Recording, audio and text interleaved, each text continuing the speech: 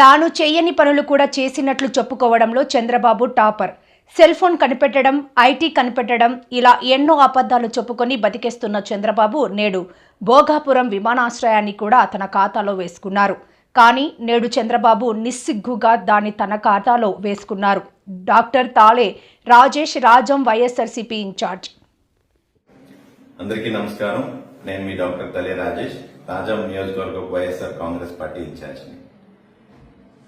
మనం చెయ్యని పని కూడా కాన్ఫిడెంట్ గా మనం చేసామని చెప్పుకోవడానికి చాలా మంది ముందుంటారు.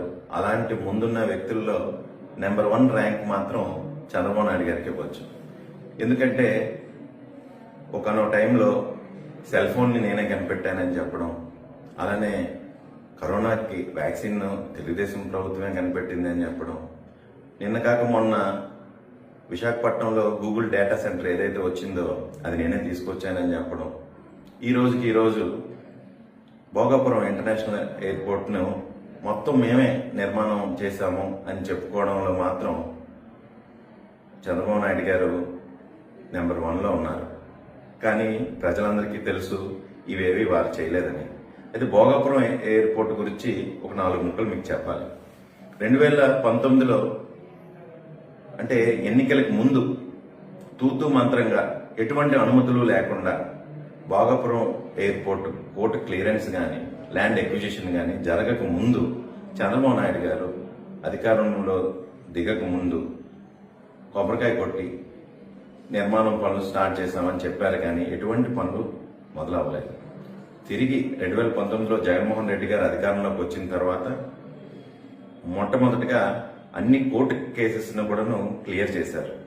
రెండవది, ప్రతి ఒక్కరికి కూడాను ఏదైతే ల్యాండ్ ఇచ్చారో వారందరికీ కూడాను ప్రభుత్వ తరఫున సెటిల్మెంట్ చేశారు. సుమారు 900 కోట్ల రూపాయలు వెచ్చించి 2751 ఎకరాలను గవర్నమెంట్ నిర్మాణ పనుల కోసం అని చెప్పి ఎక్వైర్ చేయడం జరిగింది.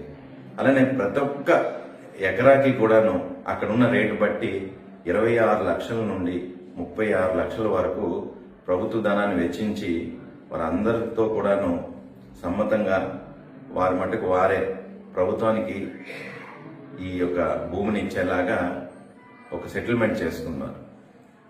అలానే ఎవరైతే నిర్వాసితులు ఉన్నారో సుమారు 376 కుటుంబాలు వారందరికీ కూడాను 8 సెంట్ల భూమి మరియు ఒక ప్రతి ఎకరానికి కూడాను నార్మల్ రేట్లో ఏదైతే ఉందో అక్కడ మార్కెట్ వాల్యూ ప్రకారం వాళ్ళకి డబ్బులు ఇచ్చి వారి కోసం ఒక టౌన్షిప్ లాంటి ఒక నిర్వాసితుల కాలనీ కూడా తెచ్చిన ఘనత జగన్మోహన్ రెడ్డి గారిది. ఆ యొక్క టౌన్షిప్ కి సుమారు 90 కోట్లు వెచ్చించడం జరిగింది. ఇదే కాకుండా ఏదైతే ఇప్పుడు వీళ్ళు రన్వే అని చెప్తున్నారో ఈ రన్వే సుమారు 3.8 కిలోమీటర్ల రన్వేను నిర్మాణం చేసింది కూడా వైఎస్ఆర్ కాంగ్రెస్ పార్టీ ప్రభుత్వమే. అంటే వైఎస్ఆర్ ప్రభుత్వం హయాంలోనే ఇది జరిగింది. కాకపోతే ఈరోజు అన్ని పూర్తయిపోయిన తర్వాత దురదృష్టవశాత్తు ఇప్పుడు వైఎస్ఆర్ ప్రభుత్వం కానీ జగన్మోహన్ రెడ్డి గారు కానీ అధికారంలో లేకపోవడం వలన ఈ కూటమి నేతలు దాన్ని శంకుస్థాపన చేయడానికి ముందుకొచ్చారు. వస్తే రావచ్చు, తప్పులేదు, చేయొచ్చు. కానీ ఎవరి వలన ఎవరి కష్ట ఫలితమో ఒకసారి ఆలోచించి వారు కూడా మాట్లాడాలి. మొత్తం మేమే చేసామన్నట్టుగా మొదటి నుండి చివరి వరకు స్టోరీ స్టార్టింగ్ లో ఉన్నారు, మళ్ళీ ఎండింగ్ లో ఉన్నారు. అసలు మొత్తం కథ అంతా కూడా నడిపించింది జగన్మోహన్ రెడ్డి గారు అనే విషయం ఒకసారి గుర్తెరగాలి. అలానే మీరేమైనా పనులు చేయాలి అన్నా, ఒక నిర్మాణాలు చేయాలంటే మీరు ఇప్పుడు అమరావతి కట్టి చూపించండి, అప్పుడు మేము మీకు జేజేలు కొడతాం. అంతేగాని వేరే వాళ్ళు కట్టింది మేము కట్టామని చెప్పి ఈ ఏదైతే ఉందో ఈ క్రెడిట్ చోరీని మాత్రం ఎవరు కూడా యాక్సెప్ట్ చేయరు. దయచేసి అలాంటి పనులు చేయకండి. ఎవరి హయాంలో జరిగాయో అనేది ప్రతి ఒక్క లెక్క, ప్రతి ఒక్క రూపాయి కూడా ప్రభుత్వ ఖజానాలో అందులో రాసి ఉంది. అది ఎవరు కావాలన్నా సరే, ఇంటర్నెట్ యుగం ఇది.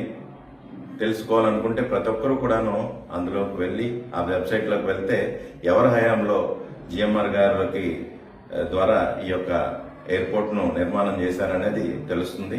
ఈ సందర్భంగా కూటమి నేతలకు మరొకసారి విన్నవిస్తుంది ఏంటంటే, దయచేసి ఇలాంటి క్రెడిట్ చోరీలు మాత్రం చేయకండి. సొంతంగా మీ యొక్క ఆలోచన ఫలితంగా ఒక పథకమో లేకపోతే ఒక పన్ను ఏదో ఒకటి చేసి ప్రజల మెప్పును పొందాలే కానీ ఇలాంటి పనులు మీకు తగదు అని ఈ సందర్భంగా తెలియజేసుకుంటూ సెలవు తీసుకుంటున్నాను. జై జగన్.